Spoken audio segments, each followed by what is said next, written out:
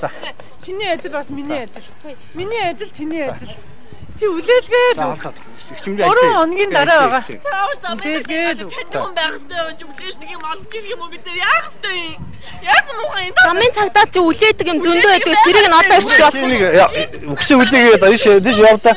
Уушаа яваад ирдэ. Хүний арх гараагүй шүү дээ. 2 хоногийн дараа юу? Одоо ингэ болно шүү дээ хаа. Би ажиллаа юмэр. Дадуу цагийн дараа согтуу байж шүү дээ. Миний хүүхэн чи алдсан шүү дээ. Алдсан шүү дээ энэ чинь. Чи миний гарыг тас. Өнөөдөр үдээс хойш хүүгийн ар гэрийнхэн замын цагдаагийн газар иртэл с сэжигтэн хоол унд идэд мөн л согтуу сууж байжээ. Тиймээс согтолтын хэмжээг тодруулахыг хүс сэжигтний мөрдөн байцаагчид хандсан байна. Харин хошиж Батбаатар байцаагч цааргалж хэрэг шалгах хязгаарт хүндрэл учрууллаа гэж үзэж байгаа юм.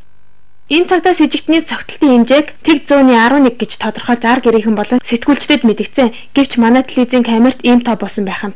Нүд үнэнд чих худалч гэдэг. Тэг 121-т бол согтолтой байна гэдэг. Гэтэл 110 хэд их согтолтын хэмжээнд тооцогдох юм а. Замын цагдаагийнхаа яагаад худлаа хэлж ар гэрийнхнийг нь хуурав? Эсвэл багаж дээрээ ажиллаж чадхаа болоо юу? Бүгд биш шүү. Юу гэж одоо нууцын тэгтэр чи бүгд биш гэж юу гэсэн үг юм? Зүгээр 11 л гарч ирсэн. Одоо 11. Ямар ч бүхэл байхгүй. 0.11. Согтолт нь тэг 10-20-оос дээш үүдэн штэ. Ийм их хүүгэн дайрсан хүнийг ямар ажилтай хинбэ гэдгийг мэдэхгүй. Ар гэрэн ч холбогдоогүй байна. Өвөө TGS 66 улсын дугаартай Land Cruiser маркийн автомашин сахтуугаар жолоодож яваад бяцхан хүүгийн айманд хүрсэн жолоочийн уусан арх нь одоо хүртэл үнэртэж байна уу? Эсвэл нэмж уусна уу гэдгийг хууль хяналтын байгууллага шалгаж өгөхийг хохирогчийн ар гэрийнхэн хүсэж байна. Эрэнгүүд үүдэнд нь 2 хар тортой, халуун савтай, хоол цайтай, нэм хар боллоотой өндөрлөө хүүхэн 17-8 насны охинтой зогсож ирсэн. Би бодоод гайхсан. Намайг хараад гайхаад ах нь яахаараа энд хоол цай байдаг юм болоо. Би бүр гайхсан. Тэгээ байжсэн чинь байцаагч өрнөсний хүн гараад орох уу гэсэн чинь ор гэхгүй юу. Тэгээ орсон чинь энэ алуурчин чинь ээжтэйгээ Баяртай таагаад хоолоо эргэлзээ идэж сууж байгаа байхгүй юу. Хоолоо үгүй болж байгаа юм болов. Би хэрэв бидний шиг юм ядуу ардуудыг байсан бол эдгээр ингэж чадахгүй. Уулзуулахчгүй байгаа угаасаа.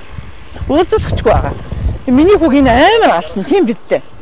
Шведэд бомбог дэлбэж олон хүний айманд хүрсэн алан хядагчид дөнгөж 2 хоногийн дараа шүүхээс оноосон жишээ бий. Гэтэл замын цагдаагийн газрын мөрдөн байцаагт хасаг хэрэг гараад 2 хоног өнгөрөөд байхад дөнгөж өнөөдөр шалгаж эхэлж байна гэх юм. Сэжигтэн 2 хоног эрүүлжүүлэхэд байлгаж байгаад дөнгөж сая л авчирлаа гэж байгаа юм. Хүний аймнаас бүрлэгсэн хүнийг 2 хоног эрүүлжүүлэхэд байлгадаг юм уу? Арх хаанаас олж уусан байх вэ? Уусан бол эрүүлжүүлэх ёстой газар согтууруулдаг газар болсон юм уу гэд хариултаа нэгсэн асуулт ар араасаа гарч байна.